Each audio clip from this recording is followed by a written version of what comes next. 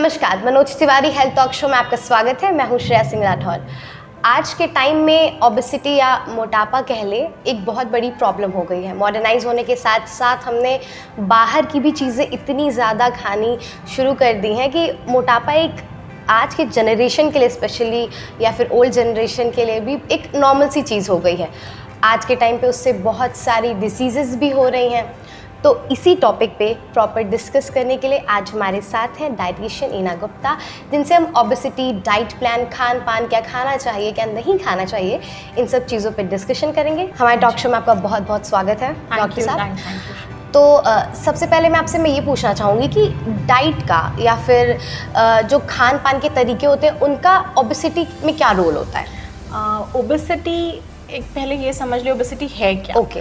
तो मोटापा is something जहाँ पे आपको ये पता हो कि कहीं ना कहीं हमारी बॉडी में एनर्जी का इम्बैलेंस हो रहा है। इम्बैलेंस का मतलब अगर आप समझिए कि हमारे में हम कैलोरीज का इंटेक ज़्यादा कर रहे हैं और आउटपुट कम है जी। या आप कह सकते हो कैलोरीज इंटेक है और फिजिकल एक्टिविटी भी कम है।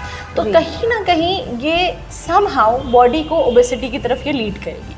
तो अगर हम एक और कॉन्सेप्ट समझाना मैं चाहूँगी कि हमें ये पता हो कि हमारा नॉर्मल बॉडी वेट क्या होना चाहिए, जिसको हम कहते हैं आइडियल। अगर आइडियल बॉडी वेट से 20% हमारा बॉडी वेट और इंक्रीज करने लग जाए तो आप कह सकते हो कि you are moving towards obesity या मोटापा। तो समहाउ खान पान बहुत ज़्यादा इन्फ्लुएंस करता है ओबेसिटी के लिए, क्योंकि 30 के बाद अगर आप समझिए 30 के पहले हम जब यंग होते हैं तो हमारा बॉडी का मेटाबॉलिक सिस्टम बहुत अच्छा है। तो हम जो भी खाएंगे सब कुछ बर्न हो जाता है, कैलोरीज बर्न हो जाती है, एनर्जीज बर्न हो जाएगी और आप एक नॉर्मल स्टैगनेंट अच्छा वेट मेंटेन कर सकते हैं। बट जैसे जैसे उम्र बढ़ती है हमारी बॉडी का मेटाबॉलिज्म भी उस स्पेस में नहीं वर्क करता, स्लो होने लग जाता है, जिसकी वजह से आप देखते हैं कि अगर खान पान आपने उम्र के साथ या समय के साथ नहीं सुधारा या शुरू के टाइम भी अगर बचपने में भी खान पान आपका सही नहीं है तो समहाउ वो मोटापे की तरफ आपको ले जाएगा। तो एक बहुत बड़ा कॉन्सेप्ट, लोग कहते हैं अरे फैट खाएंगे या वसा ज़्यादा लेंगे तो वेट बढ़ेगा, ऐसा कुछ नहीं है। हमारे लिए सारे न्यूट्रिएंट्स ज़रूरी हैं, चाहे वो एनर्जी हो, प्रोटीन हो, फैट हो, कार्बोहाइड्रेट हो, सब ज़रूरी है, क्योंकि इन सब का एक बॉडी में स्पेसिफिक रोल है। मगर अगर किसी भी चीज़ को आप एक्सेस लेते हो तो वो हमेशा नुकसान करेगा। तो अगर आप एक्सेस सिंपल कार्बोहाइड्रेट लेंगे, एक्सेस फैट लेंगे, अपनी डाइट को इम्बैलेंस रखेंगे, बैलेंस्ड फूड नहीं लेंगे या बैलेंस्ड न्यूट्रिएंट्स या बैलेंस्ड मील का कंजम्पशन नहीं करेंगे और साथ साथ फिजिकल एक्टिविटी नहीं होगी तो मोटापा बढ़ेगा। Okay, balance meal. So what's it balance meal means? मतलब अगर बैलेंस मील की बात करें ओबेसिटी को लेके तो फिर आप क्या एक्सप्लेन करना चाहेंगी कि क्या खाना चाहिए, क्या नहीं खाना चाहिए, क्या चीज़ें किस तरीके से बैलेंस्ड मील का चाहिए? मतलब हमारे सारे फूड ग्रुप्स इंक्लूड हो। फूड ग्रुप्स अगर आप समझें तो हम ये समझाना चाहेंगे 3 तरीके के फूड ग्रुप्स हमारे बाइफर्केशंस हैं। एनर्जी गिविंग, जिसमें आपका आ गया कार्बोहाइड्रेट है, देन मसल बिल्डिंग आपका आ गया प्रोटीन्स, फिर आपका विटामिन्स और मिनरल्स जो आपके एंटीऑक्सीडेंट्स। तो ये सारी चीज़ें आपके सारे ग्रुप्स हमारे आने चाहिए एक बैलेंस्ड मील को बनाने के लिए। मतलब अगर आप ये बोले सिंपल हम मैं समझाऊँ तो अनाज आपका, सीरियल्स हो गए, ग्रेन्स जो भी सारे हैं आपके, दाल, फल, सब्जियाँ और ड्राई फ्रूट्स, नट्स, ये सारी चीज़ें आपको लेनी है बट एक प्रपोर्शन, एक पोर्शन साइज़ में और आपकी रिक्वायरमेंट के हिसाब से। मतलब अगर हम कह रहे हैं अच्छा आप न्यूट्रिएंट्स लीजिए, ठीक है आप न्यूट्रिएंट्स ले रहे हैं, हमने कहा आप एनर्जी, प्रोटीन, डाइट अच्छे से अच्छी तरह खाइए, लेकिन आपको ये पता होना चाहिए कि मेरे एज, मेरी हाइट, मेरी वेट और मेरी बॉडी फ्रेम और आपकी एक्टिविटी कि आप किस तरीके का काम कर रहे हैं उसके हिसाब से आपकी रिक्वायरमेंट कितनी है। तो उसके हिसाब से आपको दिन भर में कितनी कैलोरी लेनी है, कितनी प्रोटीन लेनी है।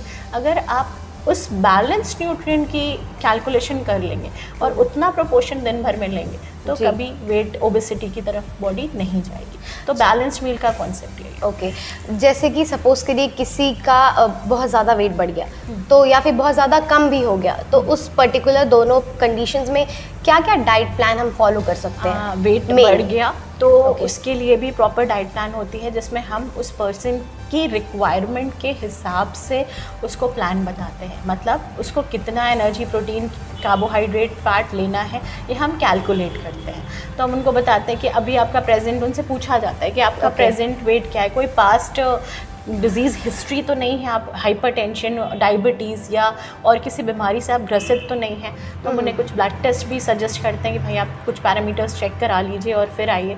फिर उनकी पूरी हिस्ट्री जानने के बाद हम उनको बता पाते हैं कि भाई अगर वो कुछ भी अच्छा, नॉर्मल ये होता है। ऐसे वजन वाले केसेस में हिस्ट्री जानना क्यों इम्पोर्टेंट होता बहुत है? ज़रूरी है मैम, क्योंकि वी शुड नो कि किस वजह से वेट गेन हो रहा है। ओके। ठीक, कभी कभी हार्मोनल इम्बैलेंसेस भी होते हैं जिसमें वेट गेन शुरू हो जाता है। फॉर एग्जांपल, तो ये हार्मोनल इम्बैलेंसेस और थायराइड और इन सब की वजह से, डायबिटीज़, इन सब की वजह से जो मोटापा बढ़ता है, उसके लिए अलग डाइट प्लान, अलग दवाइयाँ हम होती हैं? अलग डाइट प्लान्स Okay. देते हैं।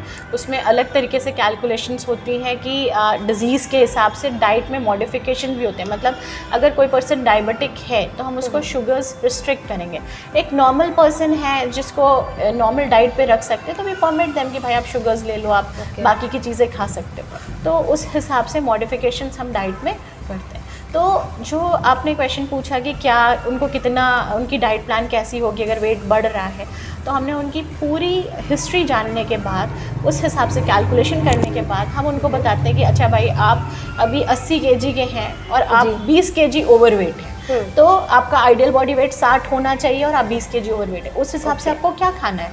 तो उसमें हम उस वेट के हिसाब से हमने एनर्जी कैलकुलेट करी, उनको बताया कि चलो भाई तुम्हारे हिसाब से तुम्हें 1200 किलो कैलोरी की प्लानिंग चल रही है। फॉर एग्जांपल, एक मेल का आइडियली हम कहते हैं अगर वो सेडेंट्री लाइफ जी रहा है और एक एक्टिव बंदा है तो वो 2200-2000 कैलोरीज आराम से कंज्यूम कर सकता है। बट अगर वेट बढ़ा है तो उस 2200 से हम उसको 1400-1600 उसकी रिक्वायरमेंट के हिसाब से कैलोरी तक लाएंगे, उस हिसाब से प्रोटीन एडजस्ट करेंगे और फिर मेन्यू प्लान करेंगे। अब एक्सरसाइजेस की बात करते हैं। कितनी कारगर होती हैं, कितनी उपयोगी होती हैं इन सब सिचुएशंस में एक्सरसाइजेस? मैम, एक्सरसाइज का बहुत बड़ा रोल है। Diet alone can not do anything. मैं ये बहुत बड़ा सच है जो आपको मैं बताऊंगी। डाइट बहुत ज़रूरी है, डाइट कंट्रोल करना हम कराते हैं, डाइट से भी वेट लॉस होता है, लेकिन एक्टिविटी के साथ आप रिजल्ट्स बहुत अच्छे देखेंगे। तो एक्सरसाइज, जैसे मेरे पास पेशेंट्स आते हैं और ये पूछते हैं कि मैम दिन में टाइम नहीं मिल रहा, शाम को कर ले, तो हम कहते हैं हाँ ठीक है आप शाम को कर लो,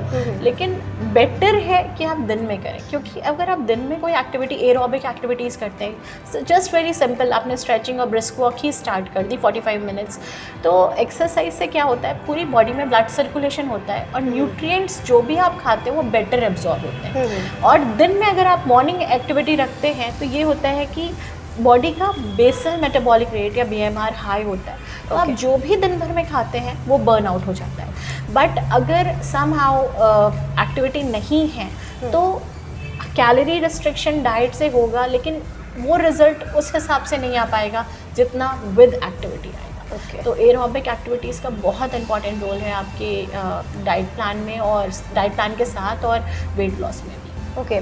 तो इसमें बहुत सारे लोग अलग अलग तरीके के मेडिसिन लेते हैं ताकि उनकी वेट लॉस के लिए। हाँ, वेट लॉस के लिए। तो ये मतलब क्या सही है, गलत है, कितनी यूज़फुल है या नहीं है? पेशेंट्स आते हैं, इनफैक्ट MRs आते हैं तो वो ड्रग्स मेरे को लेके आते हैं, मैम ये सजेस्ट करिए, ये सजेस्ट करिए। बहुत कॉमन है ऑर्ली स्टार्ट से ब्यूटामीन, ये सारी कुछ ड्रग्स चलाई जाती हैं वेट लॉस के लिए, लेकिन मैं इस पर पेशेंट को डालना नहीं चाहती, क्योंकि कहीं ना कहीं इन ड्रग्स का क्या काम है, आपके हंगर और सैटिस्फैक्शन को कम करना, आपकी भूख को मारना, साथ ही साथ बॉडी में फ़ैट के एब्जॉर्प्शन को ये रोकते हैं, as such fat release out करते हैं। तो ये हमारा जानना ज़रूरी है कि हर एक मेडिसिन का साइड इफ़ेक्ट है अगर आप लॉन्ग रन लेते हो। ठीक है, कुछ टाइम के लिए आपने ड्रग्स के इफेक्ट से साथ साथ वेट लॉस किया होगा ज़रूर, लेकिन कहीं ना कहीं साइड इफ़ेक्ट ज़रूर है। तो बेटर है कि हम नेचुरल थेरेपी से उनको एक ऐसी एक्टिविटी, एक ऐसी डाइट बताएं जिससे वो ज़िंदगी भर कर सके विदाउट एनी साइड इफ़ेक्ट्स। तो वो एक नॉर्मल डाइट प्लान से आ जाएगा और साथ ही साथ फिजिकल, मतलब आप ये बात से एग्री करते हैं कि without medicine, through exercises, diet plans हम वेट लूज कर सकते हैं? 100%. Okay, safely and very अच्छे safely से। means within a month you can see a change of around, जो normal reduction है 4 kg का आराम से आएगा without any deficiency, किसी बीमारी या किसी न्यूट्रिएंट की डेफिशिएंसी के बिना 4 kg का वेट लॉस ईजिली हो जाएगा। सो ड्रग्स आई डोंट रिकमेंड। इसके बजाय अगर हम नेचुरल थेरेपीज़ पे जाएँ तो कुछ आयुर्वेदिक हर्ब्स भी हैं जिनका बहुत अच्छा रोल है और now they are using it as a drugs. Okay. जो वेट लॉस को लीड करती है। जैसे मैंने बताया कि मेरा रिसर्च स्टीविया पे रहा है, मैंने एक 27 लाख के प्रोजेक्ट पे काम किया पूरा स्टीविया पे। तो ये भी एक स्वीटनर है जिसको नाउ आपने सुना होगा कि शुगर स्वीटनर की तरह मार्केट में लॉन्च किया गया। Okay. एक ये कॉन्सेप्ट है। दूसरा है मैनी हर्ब्स जैसे सिनेमन, दालचीनी, फेन्यूग्रीक, मेथी, इसमें Okay. एक ट्राइगोनेला सॉल्युबल फाइबर्स पाए जाते हैं जो कि फैट को बाइंड करते हैं। इसके साथ साथ आप देखेंगे टर्मरिक, करक्यूमिन है उसमें जो वेट लॉस को लीड करता है। देन इसके साथ आप देख सकते हो गार्लिक, जो हम कहते हैं कि आप लेंगे तो वेट लॉस होगा। फ्रूट्स में आइए तो पाइनएप्पल में ब्रोमेलिन होता है जो वेट लॉस को लीड करता है। तो there are many normal ways कि हम जिससे वेट लॉस को लीड करते हैं। Why don't we switch to drugs, not required. मतलब पूरी तरीके से एक्सरसाइज, डाइट प्लान और नेचुरल Therapy होममेड से- तरीकों से हम अपने बिल्कुल, आप को बिल्कुल। बहुत अच्छे से स्वस्थ रख सकते हैं और बिल्कुल, वेट लूज कर सकते हैं। बिल्कुल मैम। तो यहाँ पे रुकते हैं एक छोटे से ब्रेक के लिए। ब्रेक के बाद मिलते हैं आपसे। कहते हैं सफलता अपना निशान छोड़ देती है और सफलता पाने का सबसे अचूक उपाय भी यही है कि किसी सफल व्यक्ति के पद चिन्हों पर चला जाए। तो क्या आप भी ढूंढ रहे हैं प्रतियोगी परीक्षाओं में सफलता पाने की इस अंधी दौड़ में सही मार्गदर्शन?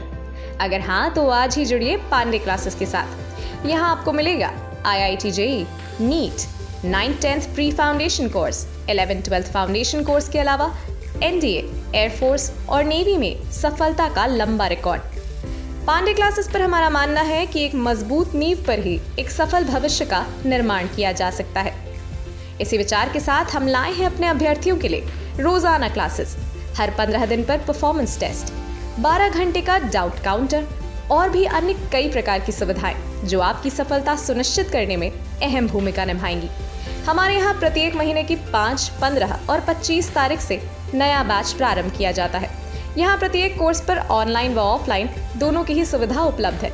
इतना ही नहीं, हम छात्रों को हॉस्टल व परिवहन की सुविधा भी प्रदान करते हैं। हमारी USP है सतत अभ्यास और निश्चित सफलता। हमारा लक्ष्य है आपको सफलता की सीढ़ियां चढ़ते देखना, क्योंकि आपकी सफलता ही है हमारी पहचान। तो देर किस बात की, फोन उठाइए और स्क्रीन पर दिखाए जा रहे नंबरों से अभी संपर्क कर जुड़िए पांडे क्लासेस से, या स्क्रीन पर दिखाए जा रहे पते पर विजिट करें हमारा संस्थान। पांडे क्लासेस, आपकी सफलता का साथी।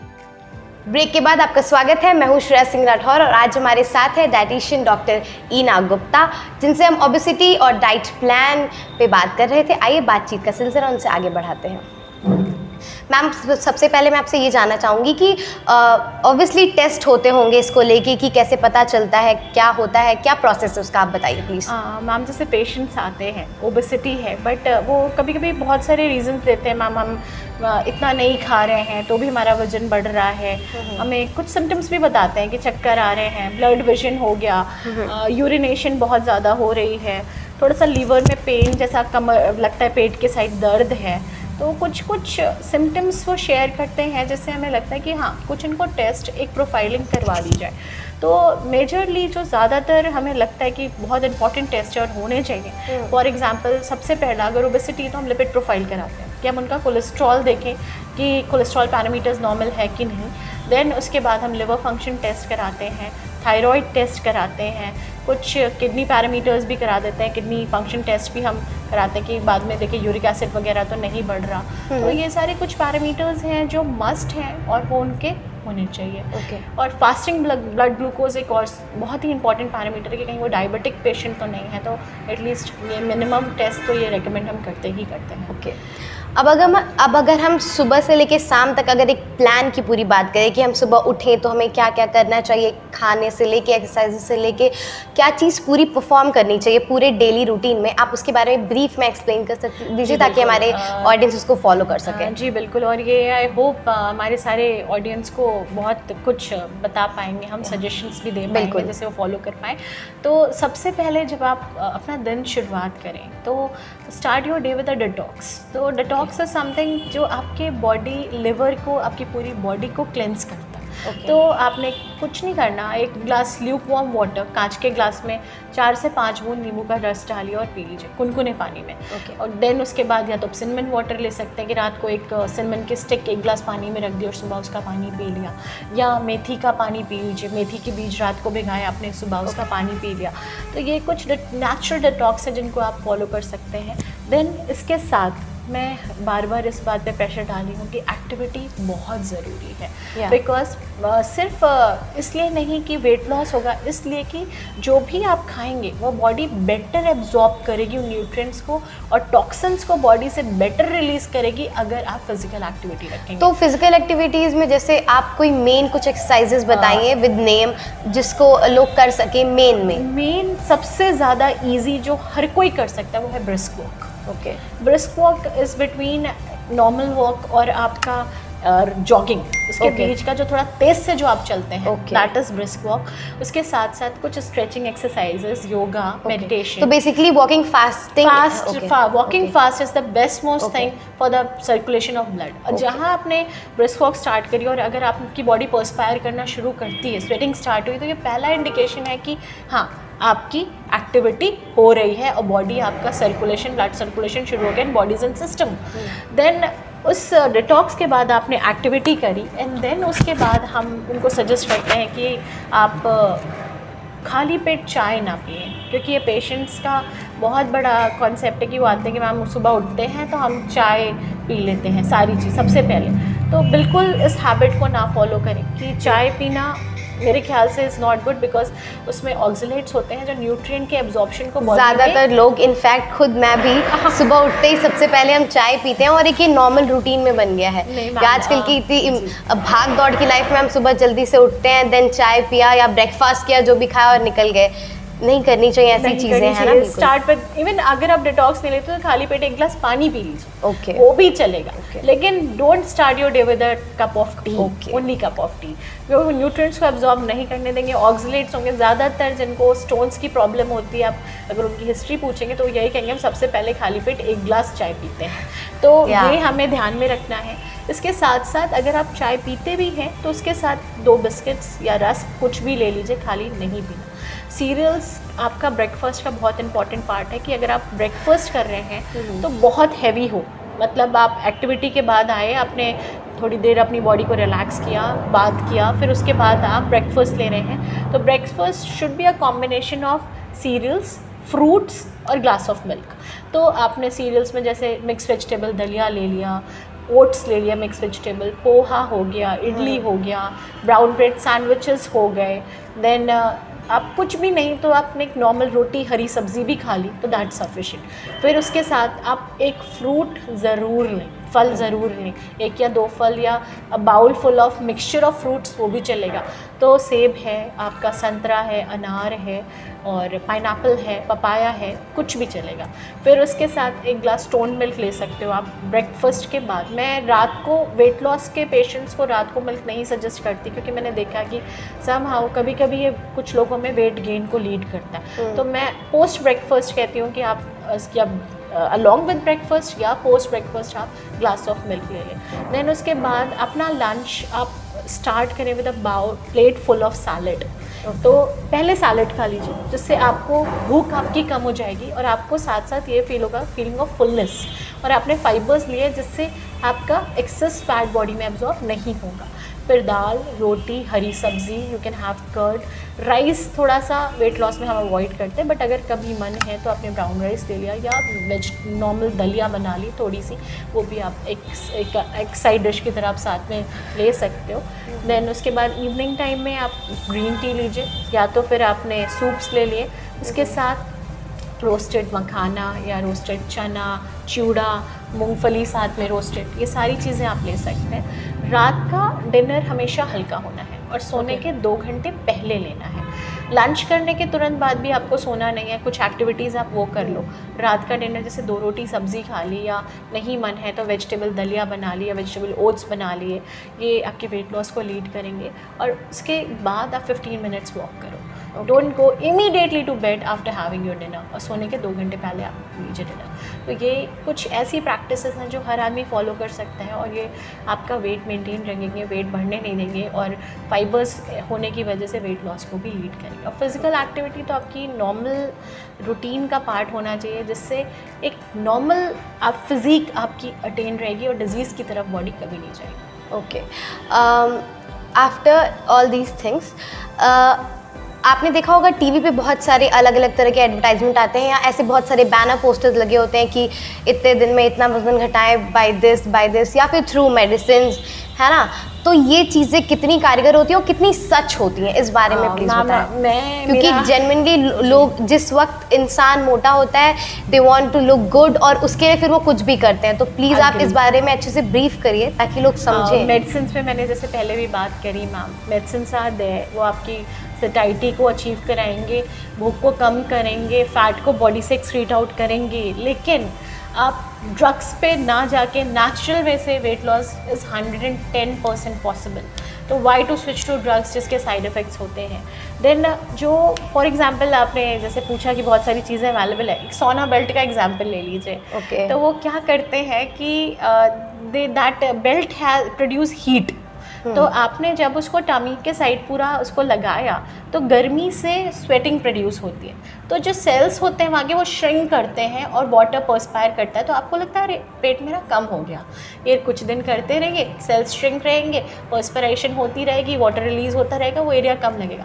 As soon as you leave it you again regain, क्योंकि आपने ना डाइट कंट्रोल करी ना एक्टिविटी करी, आपने उन चीज़ों का यूज़ किया जिसका कोई लॉन्ग लास्टिंग रिजल्ट नहीं है।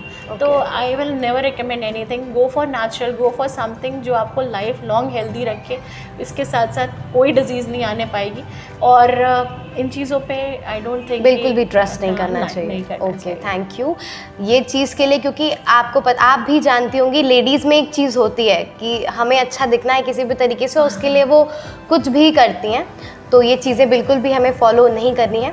एंड आफ्टर दिस मेल और फीमेल की बात करें अलग अलग तरीके से, तो इनका ऑब्वियसली मोटापा घटना या बढ़ना अलग अलग होता होगा, इनकी प्लान्स भी अलग अलग होते होंगे। तो please explain that, male what are the differences. Yes ma'am, बिल्कुल। मेल की बिल्ड अलग है और फीमेल्स की बिल्ड अलग है। तो मैंने जैसे बताया कि हम किसी भी पर्सन का जब प्लान करते हैं तो हम उनकी कुछ पर्सनल इन्फॉर्मेशन लेते हैं, जैसे उनकी एज, हाइट, वेट, उनकी फूड हैबिट्स क्या है, वेज नॉन वेज, और फिर उनका BMI कैलकुलेट करते हैं। तो सारी चीज़ें जानने के बाद हमें ये पता चलता है कि भाई मेल का बिल्ड अलग है, फ्रेम, बॉडी फ्रेम अलग है, एक्टिविटी उनकी अलग है, उस हिसाब से प्लानिंग भी अलग होती है, क्योंकि उनकी रिक्वायरमेंट अलग है, कैलोरी रिक्वायरमेंट अलग है।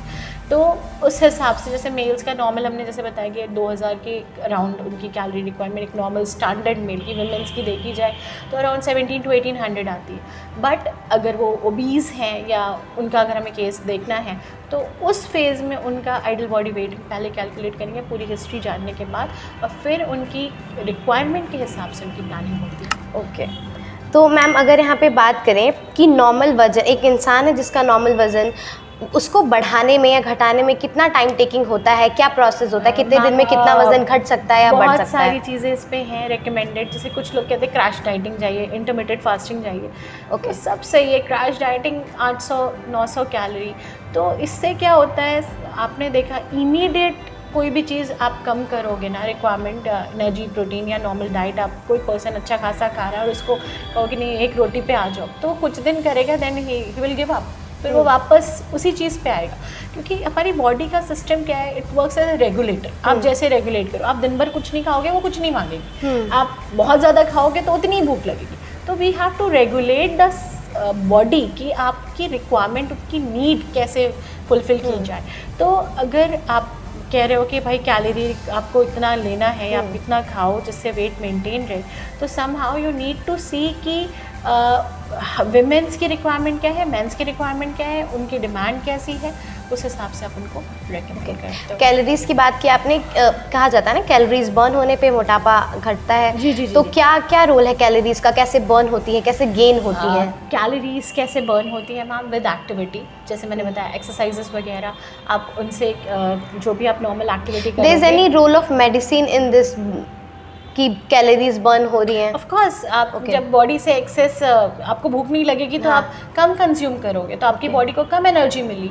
ड्रग्स का जो काम है, या बॉडी से जो फैट है, या आप बहुत सारी न्यूट्रिएंट्स को बाइंड करके निकाल देते हैं फैट को, तो समहाउ आपकी बॉडी को इतनी कैलोरीज कम मिली।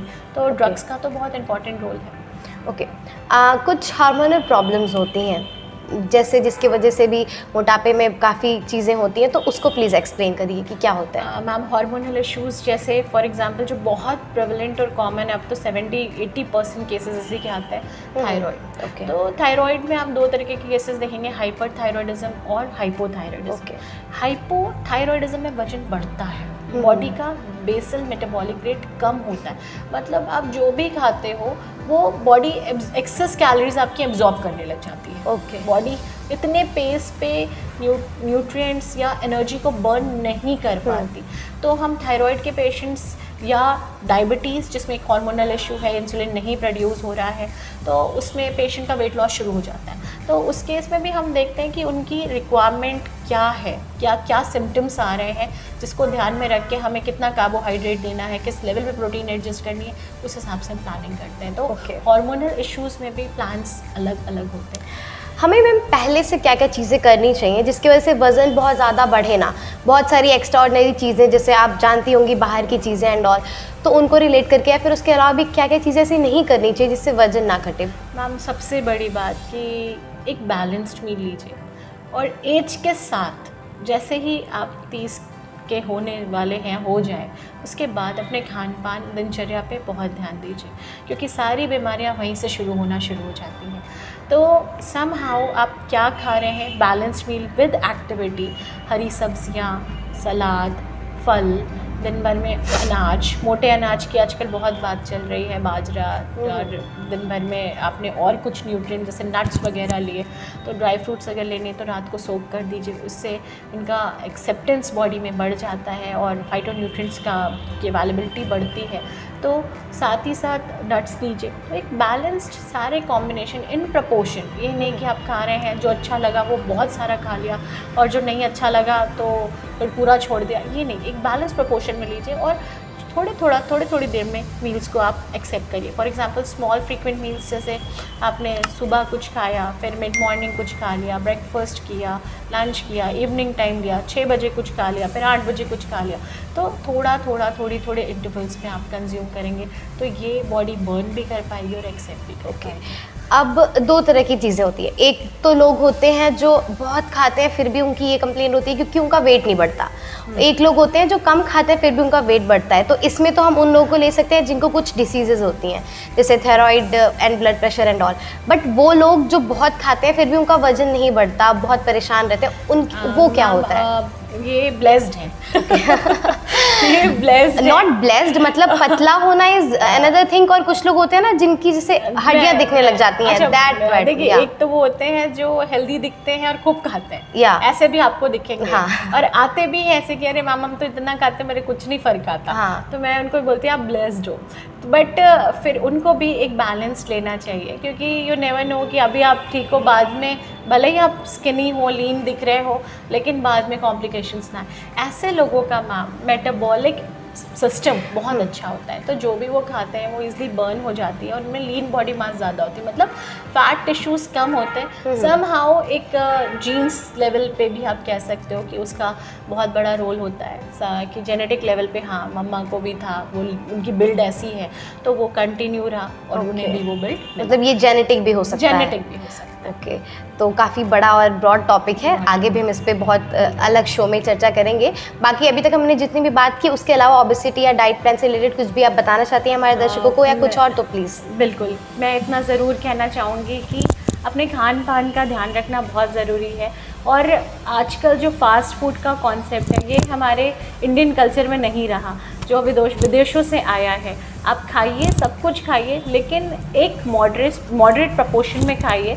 जैसे कहते नहीं हैं, आपने हर दिन नॉर्मल रखा, एक दिन चीट डे रखा जिस दिन हमने कुछ बाहर का खा लिया, और but rest of the days जो खाइए, हेल्दी मील्स खाइए, एक्टिव रहिए, फिज़िकली अपने को फिट रखिए और स्ट्रेस फ्री रहिए, क्योंकि मैक्सिमम डिजीज़ का ओरिजिन स्ट्रेस से है। ना स्ट्रेस होगा, ना बीमारियाँ होंगी, डाइट अच्छी रहेगी एंड कीप स्माइलिंग। तो ये सबसे बड़ा रामबाण इलाज है जो कि आप सबको हेल्दी रखेगा। हमारे टॉक शो में आने के लिए आपका बहुत बहुत शुक्रिया। Thank you Shreya, thank you.